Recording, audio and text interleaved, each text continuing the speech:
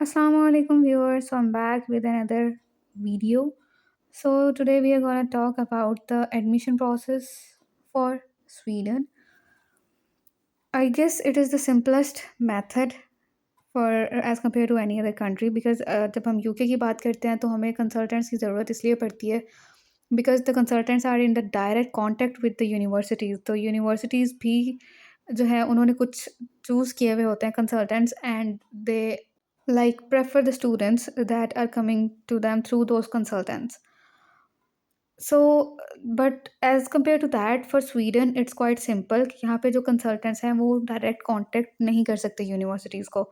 Sweden का एक international portal है जिसको universityadmissions.se ये वेबसाइट है जो कि जहाँ पे जाके आपने करना होता है अप्लाई सिंपली universitiesadmission.se इस वेबसाइट पे आपने जाना है वहाँ पे आपने अपने लिए अपना जो ईमेल आईडी है वो एंटर करनी है अपना पासवर्ड क्रिएट करें अकाउंट बनाएं and when you make the account will you log in तो वहाँ पे आपके पास जितनी भी यहाँ की यूनिवर्सिटीज़ हैं और उनके जितने भी प्रोग्राम्स किस टाइम पे ओपन हैं वो सारे आ जाते हैं आपके सामने. You just have to write the particular program that you want to take admission into और वो जिस जिस यूनिवर्सिटी में है 1 ईयर प्रोग्राम है 2 ईयर प्रोग्राम है उसकी फ़ी उस इंग्लिश टॉर प्रोग्राम है या स्वीडिश टॉर प्रोग्राम है जो भी है उसकी सारी डिटेल्स खुल के आपके सामने आ जाती हैं.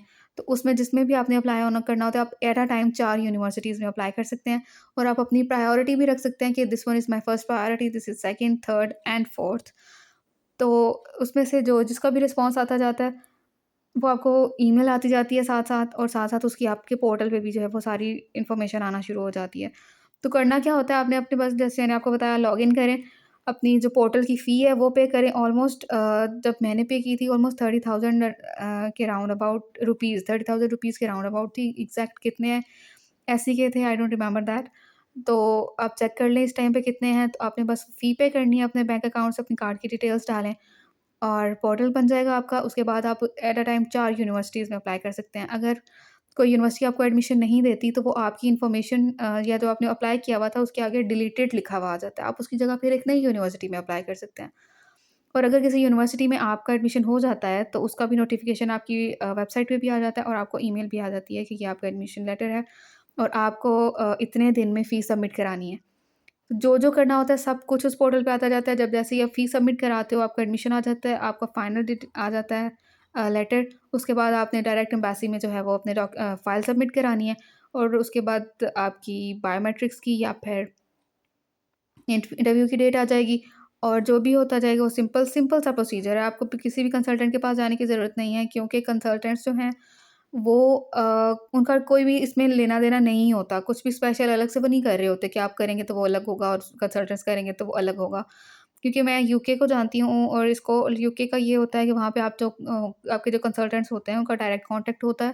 तो आपका ईज़िली एडमिशन हो जाता है, टाइम बहुत कम लगता है और आपकी रिक्वायरमेंट्स भी कभी-कभार जो है वो कम हो जाती हैं. वो थोड़ा बहुत बार्गेन कर लेते हैं यूनिवर्सिटीज़ के साथ, लेकिन स्वीडन में ये सब पॉसिबल नहीं होता. तो जो मैंने आपको प्रोसीजर बताया, जो वेबसाइट बताई है, आप सिंपल उस पे जाके अपना अप्लाई कर सकते हैं. आपको किसी भी कंसल्टेंट को लाख, 1.5 लाख, 2 लाख देने की ज़रूरत नहीं है.